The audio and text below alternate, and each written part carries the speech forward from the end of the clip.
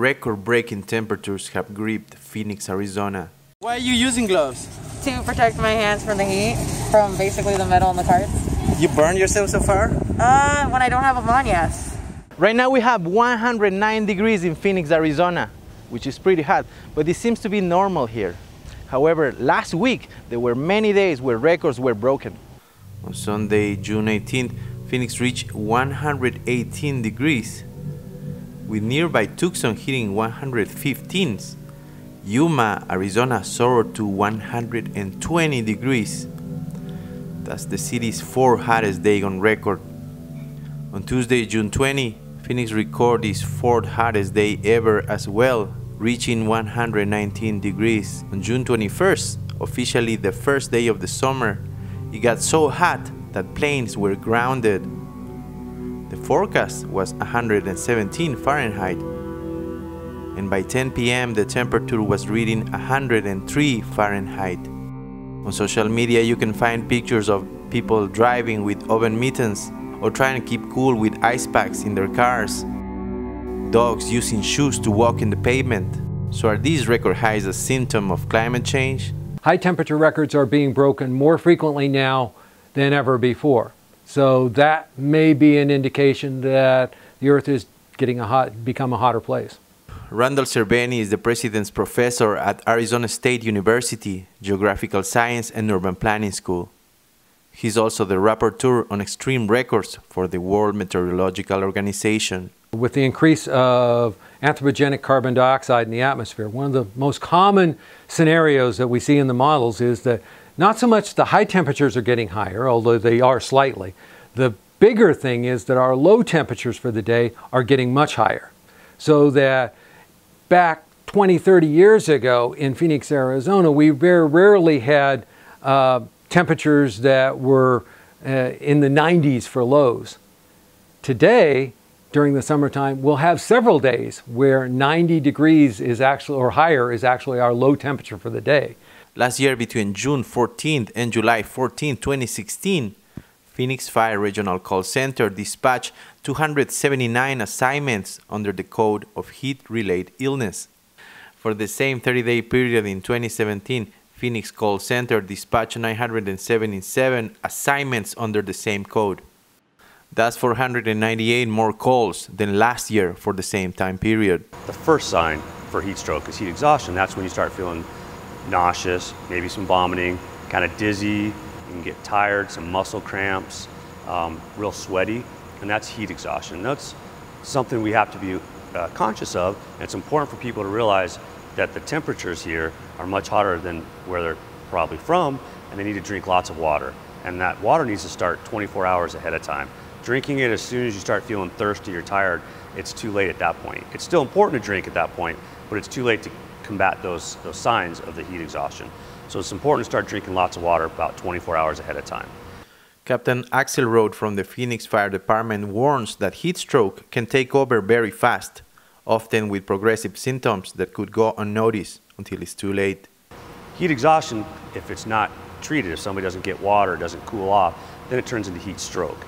And heat stroke is, they're no longer sweaty. They start to get real dry skin. Their skin starts to get real hot. They're still nauseous. They're maybe a little lethargic.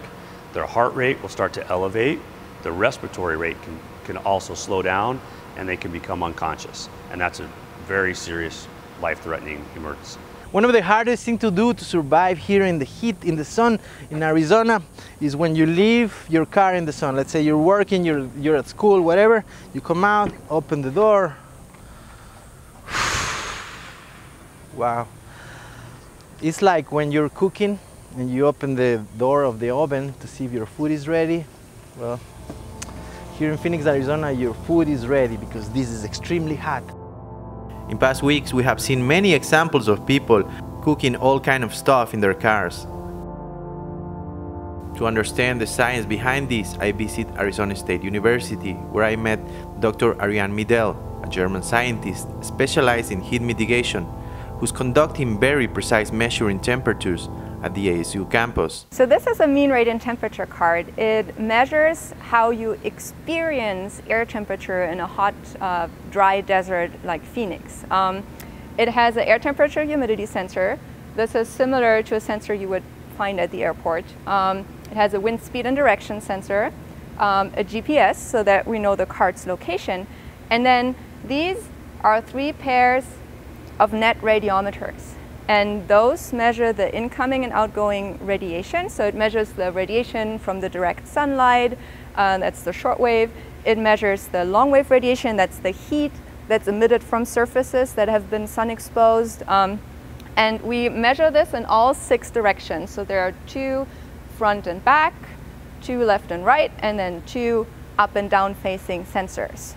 So that we get the radiation at a 360-degree, basically all sides that hit a human body.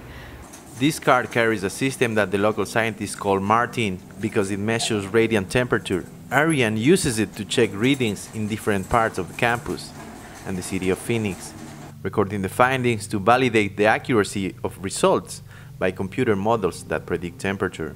The goal is to develop an application that can route you through hot urban environments, not along the shortest path, but along the most comfortable and shaded path.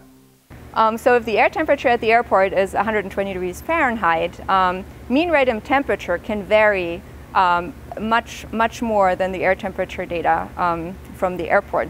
On a fieldwork trip in June, on June 19th, which was a record-breaking heat day, I measured mean radiant temperatures of up to 75 degrees Celsius. The big heat wave that took place at the first part of this century in Europe killed hundreds of people. But the problem was that the infrastructure wasn't built to handle it. They didn't have air conditioning for most parts in places like France.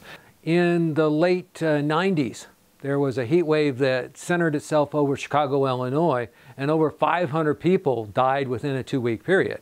It shows that heat waves in places that can't handle the heat can be tremendously bad.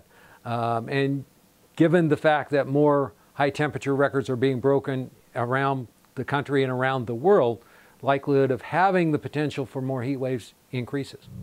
What's perhaps more alarming is that the Trump administration is rolling back fossil fuel regulations and denies climate change is even real. For more of our coverage, visit therealnews.com.